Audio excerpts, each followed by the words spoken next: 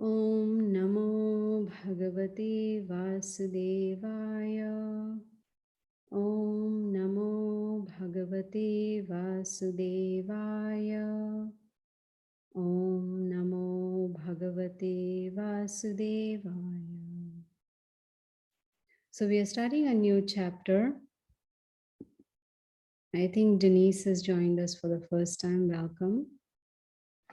We are studying a new chapter of the Bhagavad Gita as it is, chapter number 11, which is entitled The Universal Form. Text number 1. Arjuna Vacha Mad Anugrahaya Paramam Guhyam Adhyatma Sapnitam Yatva Yuktam Vachastena Moho Ayam Vigato Mama. Translation by Srila Prabhupada. Arjuna said, by my hearing the instructions you have kindly given me about these most confidential spiritual subjects, my illusion has now been dispelled. Om Agyanatimirandasya Gyananjana Shalakaya Chakshur Unmilitam Yena Tasmai Shri Gurave Namaha. So far we have been hearing Bhagavad Gita from chapter 1 onwards, and now we have finally reached chapter number 11. So up until chapter number 10, it was all theory. We were just hearing what the Supreme Lord Krishna was explaining to Arjuna about Karma Yoga, Jnana Yoga, Dhyana Yoga, Ashtanga Yoga, all different, the whole ladder of the yoga system. And now in this chapter number 11, he's going to show it practically. In other words, whatever he's spoken so far, he's going to demonstrate. In other words, theory and then now the practicals. All along we've been hearing, with the help of Arjuna, he's explaining to Arjuna about different spiritual subjects. And the first thing that Krishna taught Arjuna was that you are not this body, but you are the spirit soul. But then he also explained to Arjuna that he is the Supreme Personality of Godhead. Now, there's the theory part. Now, how do we believe that he is the Supreme Lord? So in this chapter, he's going to show his universal form. So this first verse that we heard, I read just now, Arjuna, he is letting Krishna know that whatever I've heard so far, I'm no longer in illusion. There is no more illusion. I am out of illusion. This is what our situation is, especially in this material world. We easily get illusioned. In other words, most people, they think I am this body. No one really thinks or, reads about or learns about, the difference between body and the soul. So if one thinks that I am this body, then that is called illusion, because that's not the truth.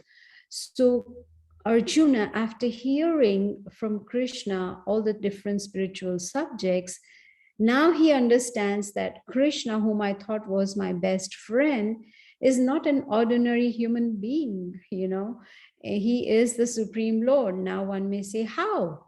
It's because he was hearing Krishna attentively. What was he hearing? Like we read in this verse where it says, confidential spiritual subjects. So all, Bhagavad Gita is actually called Guhyam. Guhyam means it's a secret. Then one may say, well, Bhagavad Gita, anyone can read online, they can buy the book, and, it's open. What's the secret about it? It's Guhyam, it's secret, because one may, read Bhagavad Gita or hear Bhagavad Gita, but the essence will not be understood really. To really understand the Bhagavad Gita, we need to hear it from a certified bona fide teacher. So because the spiritual subjects mentioned in the Bhagavad Gita are confidential. Like we learned in chapter number 9, which is entitled The Most Confidential Knowledge. So Bhagavad Gita is confidential, but Arjuna was able to understand because he was hearing attentively. He had that faith. And in this chapter, he will see that Krishna is going to demonstrate that he is the cause of all causes. Like there's a beautiful Sanskrit verse which says, Ishvara Parama Krishna Sachidananda Vigraha Anadir Adir Govinda Sarva Karana Karanam. That means Krishna is the Supreme Lord and he's the cause of all causes. We have already heard in a previous chapter where the description is given about the incarnations that come from Krishna, or the manifestations or his expansions. And the first one is, we also learn about Mahavishnu. So from theoretically, we understood that Krishna is the source of everybody. In chapter 10, we heard, Aham sarvasya prabhavo mataha sarvam pravartate. Krishna says that everything and everyone emanates from me. Now one may say, well, how can we imagine that? How is that possible? So that is why in this chapter number 11, he's going to show that he is the cause of all causes and that everything and everyone emanates from him. So up until now, Arjuna, who is his very good friend, he is already enlightened with the knowledge, and he's very happy and he's joyous because now he realizes that whom I thought was my best friend is actually the Supreme Personality of Godhead. And he understood that. But there are many people, he understood that there are many people who may not accept Krishna as the Supreme Lord, because just like, for instance, now Krishna is not present on this planet. We can't see him. So how do we believe that he is the Supreme Lord? So for our benefit and for benefit of all those who want to practically see who is God, that is why Arjuna in this chapter, he's going to request Krishna to show his universal form. It's also called Vishwarupa, the big form, so that anyone who claims to be God, say for instance, I tell all of you that I am God. Well, with the help of knowledge of Bhagavad Gita, your first question to me should be, if you're God, then please show us your universal form, because only God can show that universal form. So it is, for the imposters, there are many who call themselves God, but that is not true. There's only one God. Now, in the very next verse, Arjuna addresses Krishna, O lotus-eyed one. He's so happy because he knows now that this is God, and he can see that his eyes are so beautiful like a lotus flower, and he has heard about the Supreme Lord in detail, and he has understood it also. He has understood that even though the Supreme Lord is standing right in front of me right now, but he's pervading everywhere. That is the description of God. Excuse me. So now Arjuna is requesting Krishna. He says, I wish to see you enter into the cosmic manifestation. I want to see that huge form of yours. And, we have heard that, Krishna says, Sarvasya chaham hridhi sanivishtam mataha smriti jnanam ohanam cha. He says, I'm situated in everyone's heart as the super soul. And he says, from me comes remembrance, knowledge, and forgetfulness. So Krishna is situated in our hearts, and he's situated in Arjuna's heart also. So being in the heart, he understood the desire of Arjuna, that Arjuna, he wanted to see this universal form so that he can convince those who do not believe. So he was inspired, and he even addresses Krishna as Purushottama, someone who's present everywhere. And he is completely satisfied with all that he has heard so far. He is convinced, his faith is very firm based on the references from the scriptures. He's understood that Krishna is the Supreme Lord, but he still wants Krishna to show his universal form for us so that we can also be convinced. So how does Arjuna request Krishna? He says, if you think, he's telling Krishna, if you think it is proper, then you can show me the universal form, So from this, we can understand the nature of Arjuna, how very humble he was. He had humility, he had patience and tolerance. And this is what happens when one performs devotional service towards the Lord. And the best way to perform devotional service, the very first step is to chant the holy names. Excuse me. Chanting the holy names, those sound vibrations, they help us to purify the heart.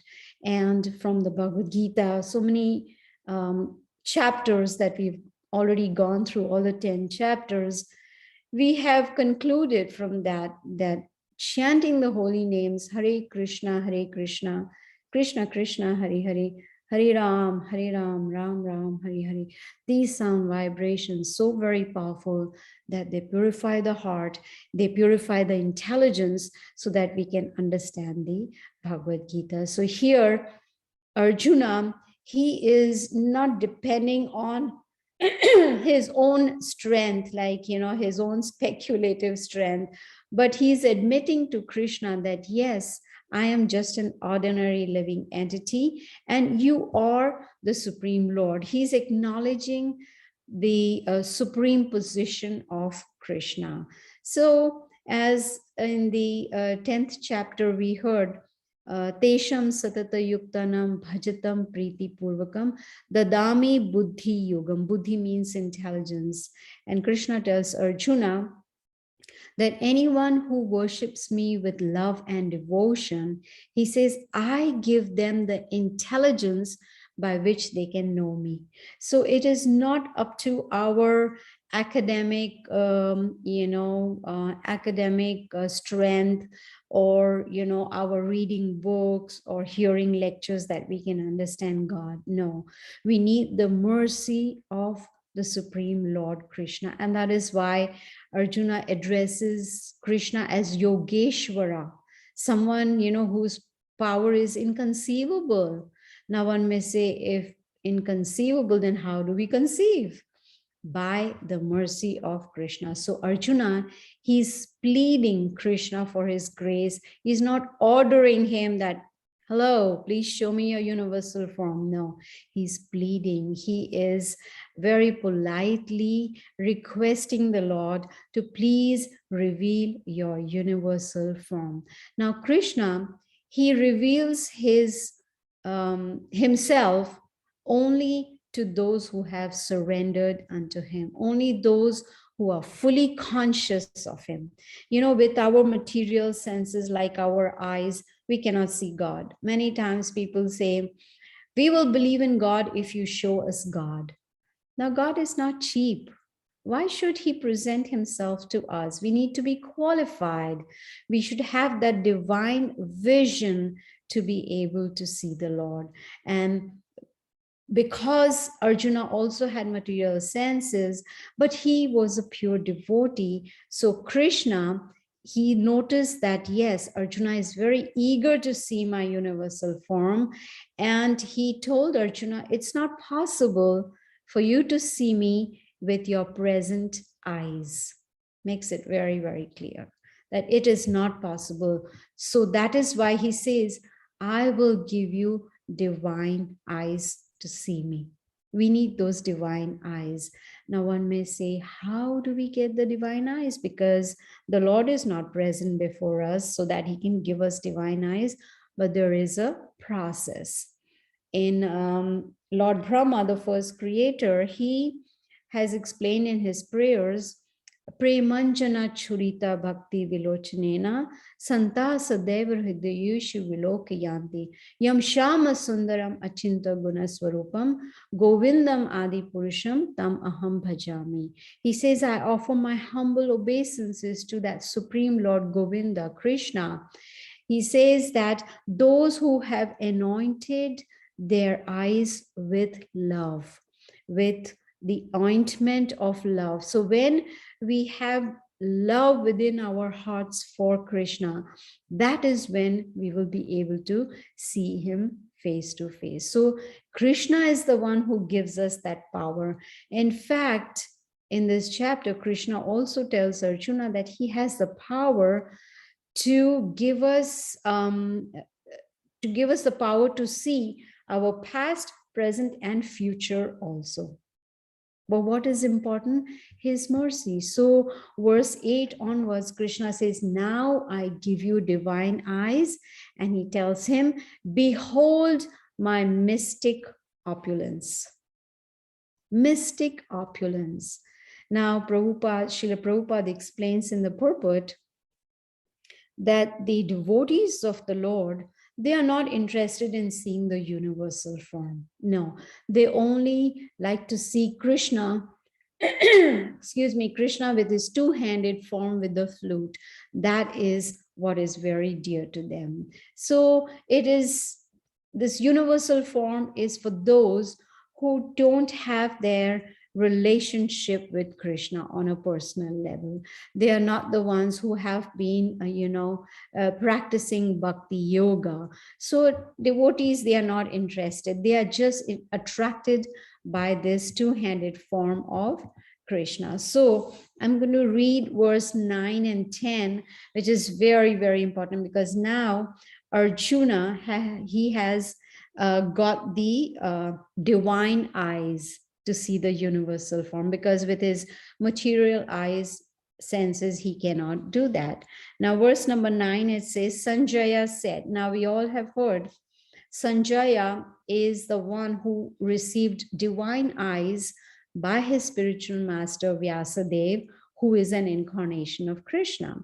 So Sanjaya, he's sitting in the palace of Dhritarashtra, but because of the divine eyes, he can see what's going on the battlefield of Kurukshetra. So he is relating it to the blind king Dhritarashtra. So Sanjaya said, O king, having spoken thus, the supreme lord of all mystic power, the personality of Godhead, displayed his universal form to Arjuna.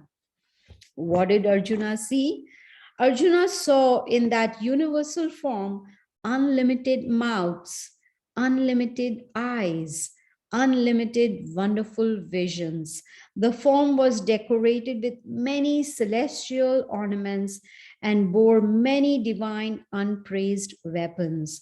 He wore celestial garland and garments, and many divine scents were smeared over his body. All was wondrous, brilliant, unlimited, and all expanding. If hundreds of thousands of suns were to rise at once into the sky, their radiance might resemble the effulgence of the Supreme Person in that universal form. At that time, Arjuna could see in the universal form of the Lord the unlimited expansions of the universe situated in one place, although divided into many, many thousands. Then Arjuna started offering obeisances to Krishna, because he was actually bewildered to see that universal form. He had never seen that before. So Arjuna said, my dear Lord Krishna, I see assembled in your body all the demigods and various other living entities. I see Brahma sitting on the lotus flower, as well as Lord Shiva and all the sages and divine serpents. I see in your body many, many arms, bellies, mouths, and eyes expanded everywhere without limit.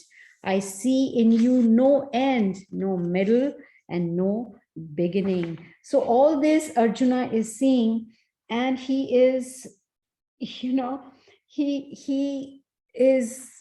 is wondering what kind of form is this? Because he's seeing everything in there. Imagine so many demigods in there, planets in there, living entities in there.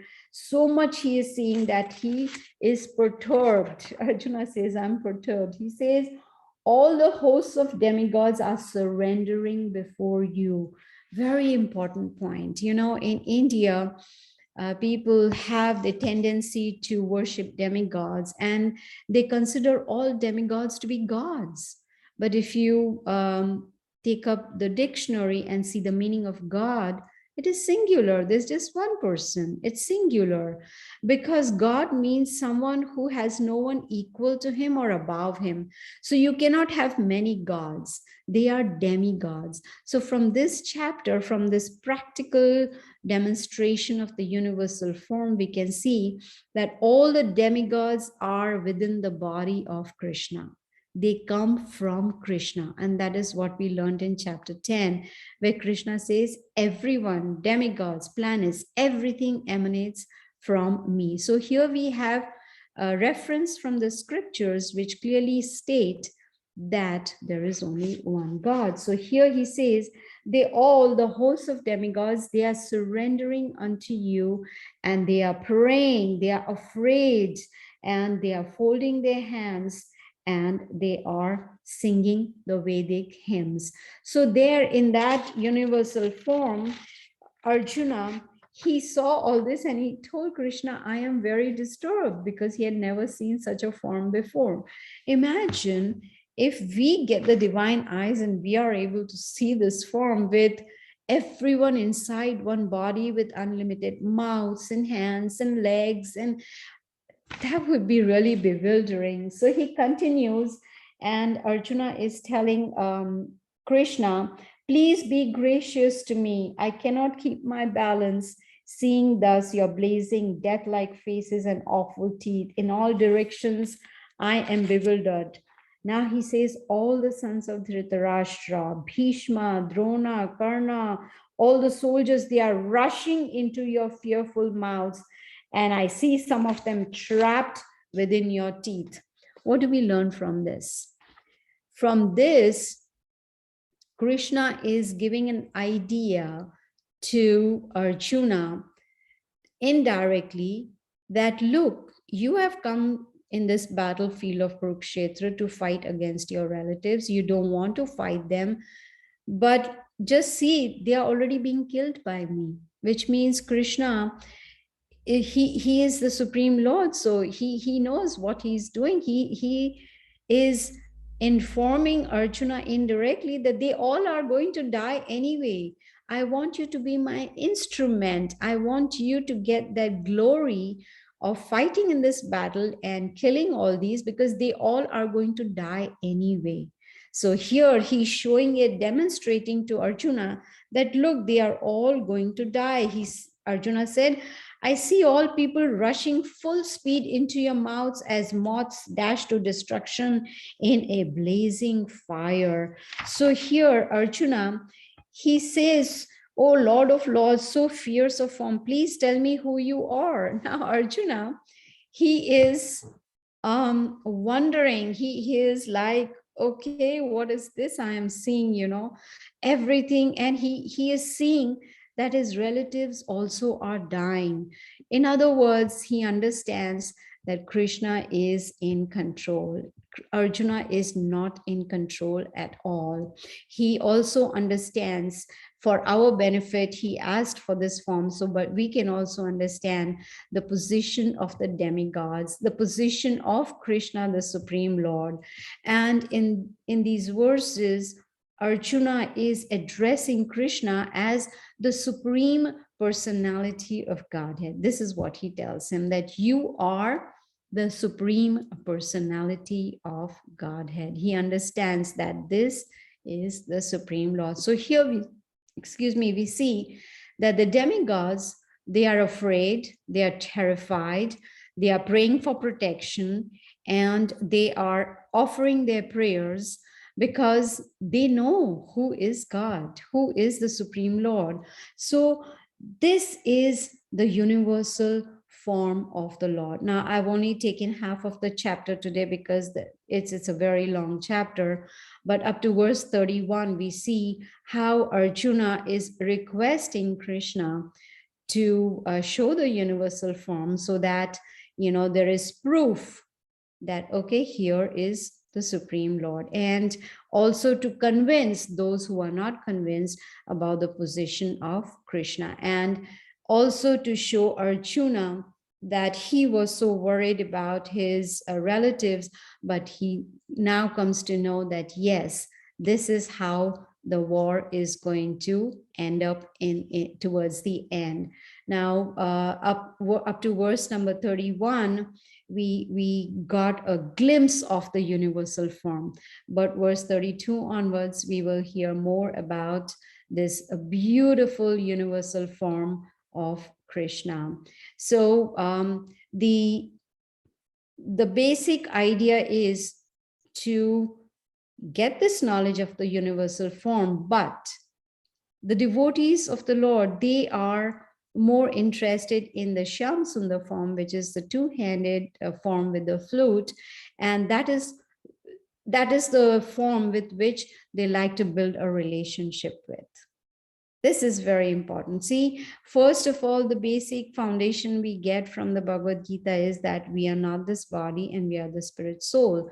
Then Krishna goes on to explain about how karma works, karma yoga, action in Krishna consciousness, how every action has a reaction, and how we should perform our work in such a way that we do not get entangled into this cycle of karma, action, reaction, and, enjoying suffering. So after that, Krishna explains the importance of accepting a bona fide spiritual teacher to understand about spiritual subject matters.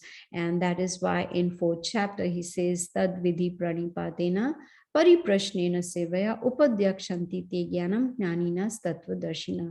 We should approach a tattvadarshina, someone who has seen the truth, and learn from them, what is right, what is wrong, what is the purpose of human form of life, why are we here on this earthly planet, what should be our goal, where should we go after we give up this body. So all these questions need to be answered under the guidance of a bona fide spiritual teacher.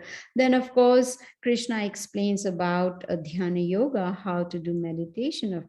But in Kali Yuga, the best form of meditation is chanting the holy names of the Lord, chanting Hare Krishna, Krishna Krishna, Hare Hare, Hare Ram, Ram Ram, Hare Hare. This chanting will help us to purify not only our hearts, purify our senses, purify our mind, and purify also our intelligence, so that we can understand the purpose of human form of life. So after going through all this, then of course he gave in chapter 9 the most confidential knowledge, which is to surrender unto Krishna, the Supreme Lord. He talks about how we can on a daily basis practice bhakti yoga, and that is the most confidential knowledge. In chapter 10, excuse me, we learned about how, of course, we learned about the opulences of Krishna. He gave, he said, I'm just giving you a glimpse, just a tiny spark of my opulences, because his opulences are unlimited. We cannot, describe all of them because they are unlimited. But he at least gave us a glimpse of his opulences so that we can understand how great Krishna is. And now in chapter 11, he is demonstrating that he is the Supreme Personality of Godhead. So the bottom line is that for us to be able to understand the purpose of human life, to understand the goal, to understand how to break the cycle of birth and death, to understand how to stop the cycle of suffering, we need to at least start, of course, hearing Bhagavad Gita, but at the same time, put it into practice by chanting. So if you don't mind, I will just chant for a few minutes so that, those of you who have come for the first time can get an idea about this chanting. I'm going to put, I think I sent to, I'm going to put in the chat, towards the end, you will see the mantra is there, the chant which we chant on a daily basis. So I'll just chant for a few minutes, and it's my humble request if you can also chant with me. Hare Krishna, Krishna Krishna, Hare Hare, Hare Ram, Ram Ram, Hare Hare. Hare Krishna, Krishna Krishna, Hare Hare, Hare Ram, Ram Ram, Hare Hare. Hare Krishna, Krishna Krishna, Hare Hare, Hare Ram, Ram Ram, Hare Hare. Hare Krishna, Krishna Krishna, Hare Hare, Hare Ram, Ram Ram, Hare Hare. Hare Krishna, Krishna Krishna, Hare Hare, Hare Ram, Ram Ram, Hare Hare. Hare Krishna, Krishna Krishna, Hare Hare, Hare Ram, Ram Ram, Hare Hare. Hare Krishna, Krishna Krishna, Hare Hare, Hare Ram, Ram Ram, Hare Hare. Hare Krishna, Krishna Krishna, Hare Hare, Hare Ram, Ram Ram, Hare Hare. Hare Krishna, Krishna Krishna, Hare Hare, Hare Ram, Ram Ram, Hare Hare. Hare Krishna, Krishna Krishna, Hare Hare, Hare Ram, Ram Ram, Hare Hare. So you see, it's very, very simple. It's not hard at all. So if you can please chant every day, that'll be great. In fact, I wanted to share something with all of you. It was, I received what you call, I can say a clipping. It was an advertisement. Yes, it was an advertisement. And let me see. I probably deleted it, but I can always get it back. Where it was, I can find it. Anyway, it was about so this chanting that we do, it helps us to purify our consciousness. But I wanted to tell you about the situation in this material world. Most people, their consciousness is very materialistic. It's only about eat, sleep, and be merry. So I saw this ad which said, the lady has put an ad with a picture of a coffin, and she says, for sale, a new coffin for sale. I want to sell it because my husband has lived longer than I thought. And I was shocked to see that. And she says it's brand new and it's cluttering up in my house, so I would like to sell it. What kind of consciousness is that? So we are very, very fortunate, all of you. I think Rocio has joined us for the first time, Nathan also probably, and Denise, and I really appreciate you joining. But it's very good that you've joined this Bhagavad Gita class. Here we learn about how we can purify our consciousness, how we can understand that this human form of life is very, very rare. And we have philosophical intelligence by which we can understand the real purpose of life. And I actually have this class every Wednesday at 7:30 p.m. Eastern Standard Time, every Wednesday. But I also wanted to mention, just hold on 1 minute.